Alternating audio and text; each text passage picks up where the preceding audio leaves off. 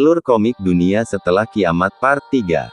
Wanita rambut merah itu bertanya apa Jae-Wan benar-benar tidak ingat mengenai kaos atau mengenai Gridland. Si wanita merasa iri ketidakingatan Jae-Wan sebab mereka semua berakhir di kaos. Jae-Wan penasaran bagaimana orang-orang tiba di kaos. Mereka tiba di Kastil Gorgun. Jae-Wan melihat bangunan seperti arena summon seperti di tower sebelumnya. Tak berapa lama kemudian Jae-Wan terkejut tiba-tiba benar-benar muncul orang di bangunan itu. Orang-orang yang muncul terlihat putus asa, ini dunia kematian, jawab si wanita rambut merah itu. Kalau mereka sekarat di kaos itu akan menjadi akhir segalanya lalu mati dan akan menjadi nutrisi bagi Merajtri.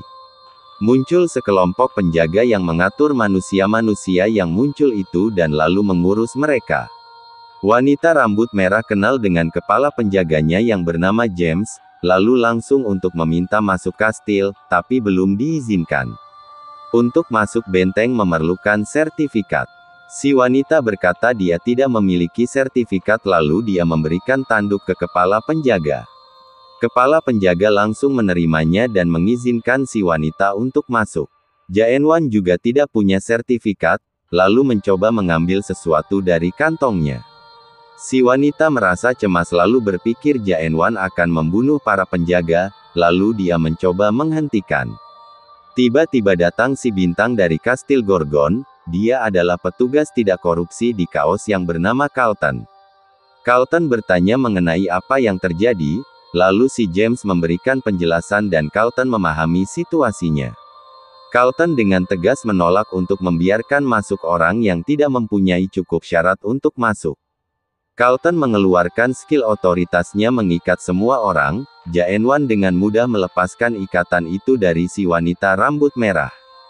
Carlton terkejut skillnya bisa dilepaskan dengan mudahnya. Jae-Wan tidak mau melakukan sertifikasi karena itu mengungkapkan biodata dirinya. Carlton mencoba menahan Jae-Wan dengan skill rantainya. Jae-Wan dengan mudah melepaskan skill pengikat itu. Semua orang itu terperangah bagaimana hal itu bisa dilakukan. Jae-Wan ingin meniru apa yang dilakukan si wanita itu untuk masuk, lalu dia memberikan sesuatu kepada Carlton. James yang cemas akan korupsinya akan terbongkar. Carlton menyambut baik setelah melihat apa yang diberikan Jae-Wan dan menganggapnya sebagai utusan klan Green Piris. Muncul peringatan pada si wanita yang mengatakan spirit corruption-nya melebihi 15%, Carlton memintanya untuk langsung berobat. Spirit corruption itu penyakit parah yang diderita orang yang tinggal di kaos, untuk mengobatinya memerlukan tanduk Hornet untuk menguranginya. Carlton mencoba mengevaluasi Jae-Wan, alatnya menjadi error karena tidak dapat mengukur spirit corruption Jae-Wan.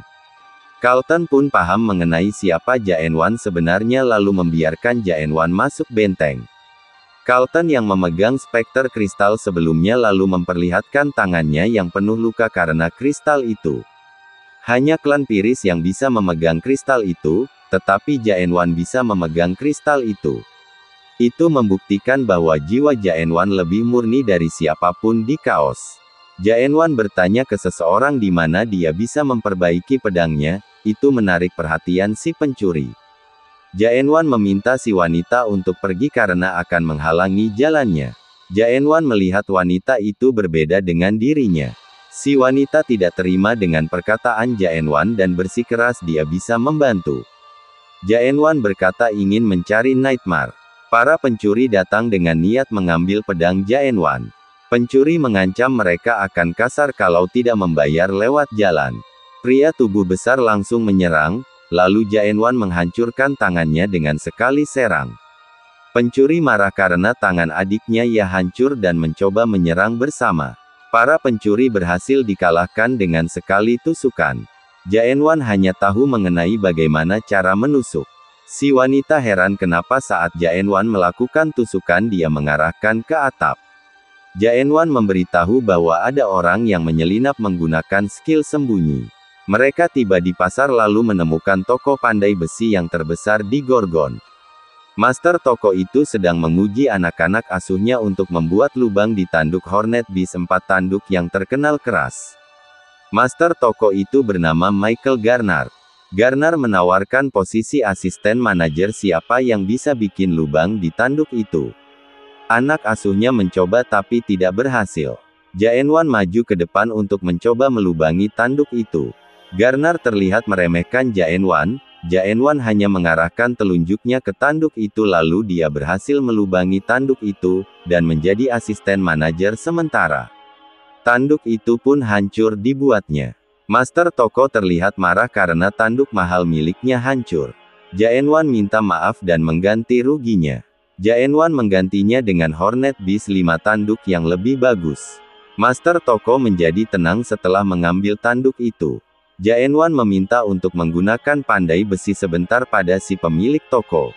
Master Toko menutup tokonya dan mengarahkan Jae-won ke tempat penempanya. Master Toko penasaran bagaimana Jae-won mendapatkan tanduk Hornet 5 tanduk dari bis kuat itu. Jae-won menjawab dia memburunya sendiri. Jae-won ingin membuat sarung pedangnya dari tanduk itu. Master Toko penempa itu kagum dengan pedang milik Jae-won yang ternyata Spirit Weapon. Pedangnya memakan item lalu melakukan evolusi, karena itu dia harus diberikan nama baru. Di dalam Kastil Gorgon, Komandan Kastil Gorgon bernama Jurgen Cherven menanyai pengintainya. Dia menilai kemampuan si MC yang dapat merasakan skill sembunyi dari adapter tingkat 3 level Master. Dia menilai kekuatan si MC setingkat adapter level 5. Jurgen menjadi merasa gelisah dan panik mengenai keadaan kastelannya. Tayangan si MC yang menaklukkan tower sebelumnya menjadi terkenal di Chaos. Itu menjadi perbincangan orang-orang. Apa itu klip asli atau palsu? Si wanita rambut merah itu pergi ke bar untuk minum-minum karena kesal oleh perlakuan Jae-won padanya. Pemilik bar bernama Claire yang menemani si wanita itu yang menjadi teman bicaranya saat minum-minum. Wanita itu menceritakan apa yang dialami dirinya saat bersama si MC yang mengatakan dirinya berbeda dengan wanita rambut merah itu membuatnya kesal. Ada orang aneh yang mengunjungi si wanita rambut merah itu. Di penempaan saat menimpa Master Toko itu melihat sosok monster yang menakutkan yang ada di depan. Hal itu membuatnya ketakutan untuk melakukan refine saat membuat senjata. Jae-won menyadarkannya dengan menarik si Master Toko itu. Si Master Toko itu dia menyerah karena alatnya tidak bisa menembus tanduk itu. Dia mengeluh karena tanduk itu level tinggi. Jae-won mengusap mata Master Toko lalu terlihatlah sesuatu yang mengerikan di hadapannya. Tanduk itu yang berubah menjadi monster bertanduk 5. Di saat menempa tanduk itu mereka dapat merasakan monster itu seperti menyerang mereka. Si penempa kita ketakutan dan ingin kabur dari hadapan tanduk itu. Saat dia mau minta tolong ternyata yang dilihatnya di luar adalah sekelompok tengkorak yang berjalan membuatnya berkeringat dingin. Jae-won yang melakukan penempaan pada tanduk itu dengan cara seperti memukul monster bertanduk 5 itu.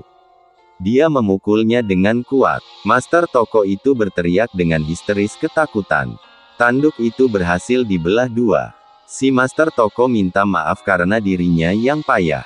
Dia membayangkan dirinya yang dulu beranggapan bisa memperbaiki senjata apapun di Tower Nightmare, tapi kenyataannya tidak. Dia menjelaskan prinsip dari skill prosesnya. Jae-won menyimpulkan bahwa si master penempa itu tidak mengerti dengan skill yang dilakukannya. Jae-won menjelaskan bagaimana cara menggunakan skill proses itu seperti munculnya gelembung-gelembung cahaya. Itu dapat dilihat oleh para penempa itu. Jae-won mengatakan bahwa dunia itu yang salah bukan merekalah yang salah. Si master penempa itu teringat pada kenangan saat dia masih belajar menempa dengan gurunya. Jae-won berkata bahwa si penempa itu sudah tertipu oleh dunia, bahwa walaupun tua kita bisa bertarung. Penempa itu kembali menggunakan matanya dan melihat dunia yang menakutkan yang tidak ada tipuan. Penempa tua itu dengan keberaniannya mencoba memukul untuk menempa tanduk itu. Akhirnya sarungnya sudah selesai, Jae-won bersiap pergi dan Pak Tua penempa itu ingin memberikan nama pada senjata Jae-won dengan nama Maverick General. Penempa itu bertanya dirinya terlihat seperti apa oleh Jae-won. Jae-won menjawabnya dia melihat Pak Tua itu seperti manusia. Bersambung.